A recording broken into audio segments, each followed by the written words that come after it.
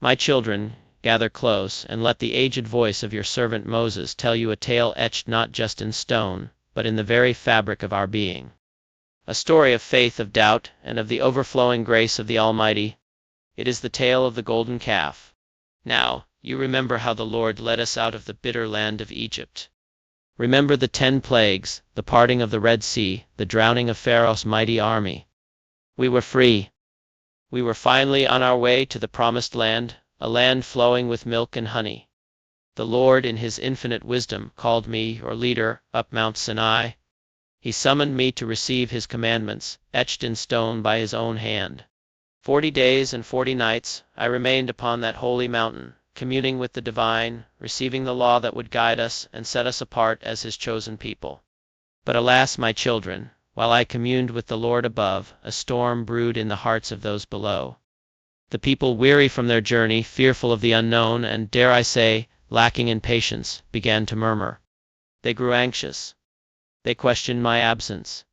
Where is Moses? They cried. He has been gone for so long. What has become of him? He brought us out of Egypt, but now he has abandoned us in this desolate wilderness. And who, you ask, fueled this discontent? It was Aaron, my own brother, burdened with the weight of leadership in my absence, and perhaps swayed by the fears of the people. They pressured him, saying, "Make us gods who shall go before us." As for this Moses, the man who brought us up out of the land of Egypt, we do not know what has become of him. Oh, the audacity! The ingratitude! They had witnessed the power of the Lord firsthand, the miracles that shattered the chains of slavery. And yet they so quickly forgot. Aaron, yielding to their demands, made a grave error. He told them, "Take off the golden rings which are in the ears of your wives, your sons, and your daughters, and bring them to me." And they did. Eagerly they stripped themselves of their gold, fueled by a desire for something tangible, something visible to replace the invisible God who had delivered them. Aaron took the gold, fashioned it into a molten calf, and proclaimed, "This is your God, O Israel, who brought you up out of the land of Egypt." Imagine the scene, my children. The golden calf, glittering under the harsh desert sun. The people, forgetting the covenant they had made with the Lord, offering sacrifices, and bowing down to this lifeless idol. They feasted, they danced, they indulged in revelry, forgetting the divine grace that had set them free. Their joy was not the joy of worship, but the frenzy of idolatry. Meanwhile, atop Mount Sinai, the Lord saw what was happening. His anger burned like a consuming fire. He said to me, "Go down at once, for your people whom you brought up out of the land of Egypt have corrupted themselves. They have quickly turned aside from the way which I commanded them.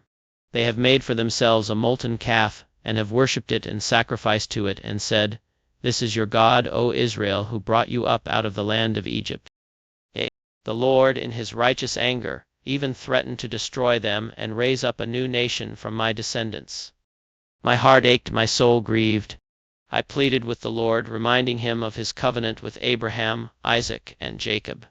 I reminded him of his promise to make their descendants as numerous as the stars in the sky. I begged him to remember his reputation, lest the Egyptians say, "With evil intent he brought them out to slay them in the mountains, and to consume them from the face of the earth." And praise be to his name, the Lord relented from the harm which he had said he would do to his people. I descended from the mountain, the 2 tablets of stone clutched in my hands. But as I drew closer to the camp, and saw the dancing and the idol, my anger flared. In my righteous fury, I cast the tablets to the ground, shattering them at the foot of the mountain. I confronted Aaron. "What did these people do to you," I demanded, "that you have brought such great sin upon them?" Aaron, full of shame, offered excuses, but the truth was plain. He had failed them. Then I stood at the entrance of the camp and cried out, "Whoever is for the Lord, come to me." And all the sons of Levi gathered around me. I commanded them to go throughout the camp, slaying those who persisted in their idolatry. That day, about 3,000 men fell. A harsh judgment, yes, but necessary to cleanse the camp and restore the covenant,